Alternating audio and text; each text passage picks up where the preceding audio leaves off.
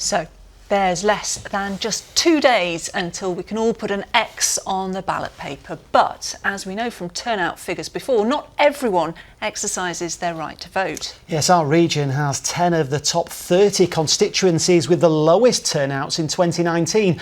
And one of the towns is Barnsley. Our political correspondent Sharon Preet-Carer went to speak to potential voters and find out why. In Barnsley, shoppers are keen to bag a bargain. Ask about the general election though, and you might be met with a long face. Whoever gets in, is it going to make any difference to me and him? I've no idea, There's nobody selling it enough for me, and keeping to the promises. If they did what they promised, they promised to do this and do that, then when they get to number 10, it's a different story. I've stopped thinking about it. Why is that? Because it's all rubbish. I've not even voted.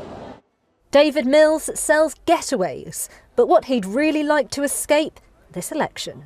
I just think we're all past caring. I think we all just get on with our own lives now, and we think that up here on the north we're all left on our own. Them down south just do their own thing, so we'll just do our own thing and leave them to it. Downstairs, Luke Birkinshaw is so fed up, he says he won't be voting at all. When you see what they're going to do and then maybe it's not going to materialise, why am I going to take a day off work or even maybe miss one of my kids' activities where we take them on an evening to go and vote for something that's not going to change me personally?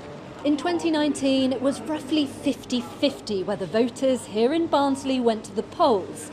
Leeds Central, Doncaster North and Sheffield Central also recorded some of the lowest voter turnout in the country. We've got an election on Thursday. I hope everybody's clocked that. Speaking to workers at a drinks factory in North East Derbyshire, Sir Keir Starmer was hopeful there's still time to change voters' minds. Sir Keir Starmer, a third of the 30 constituencies with the lowest voter turnout in 2019 are in our region. How worried are you about voter apathy?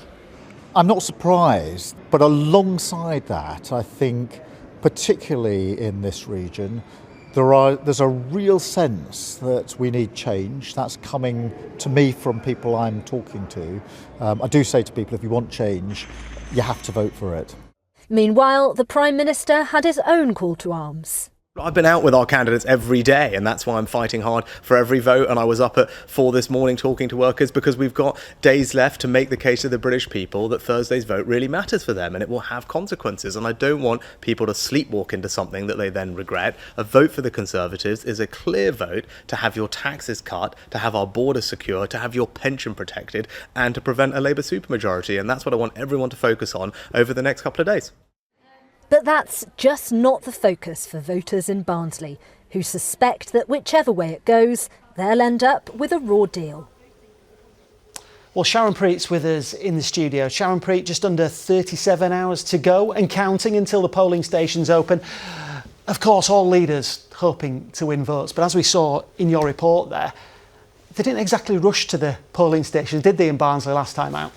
No, absolutely not, Chris. I mean, Barnsley, as you saw in that report, had one of the lowest voter turnouts in the whole country, and that's replicated in a number of places throughout our region. You could almost feel sorry for Rishi Sunak and Keir Starmer travelling all around the country in planes, trains and automobiles, and the voters in Barnsley said they could barely see the difference between the two of them.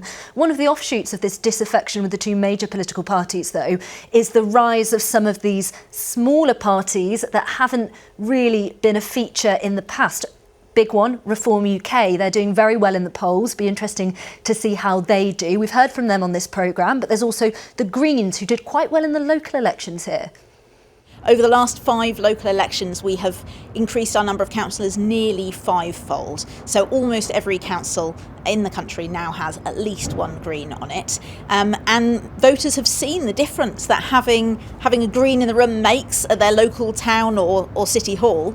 And so I think voters are now ready to trust us with their vote at the national level, because they've seen that we stand up for them, represent their values and principles, and are working hard for them and listening to what matters.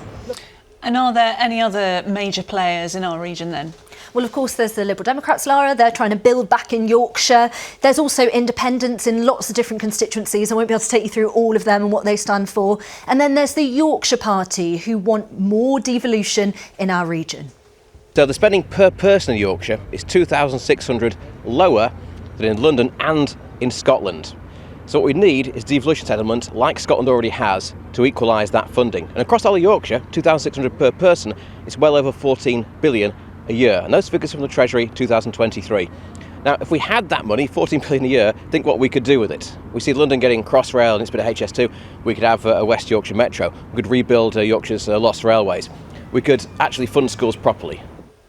Realistically, Sharon Preet, could these parties change what Parliament looks like on Friday? Well, Chris, the harsh reality of our first past the post voting system is that it's easier for the bigger parties to translate vote share into the number of seats that they get. We will be looking out for potential gains from the Liberal Democrats and Reform UK in our region, and we'll bring you all those results on Friday. Looking forward to it. Sharon Preet, thanks for joining us. Okay.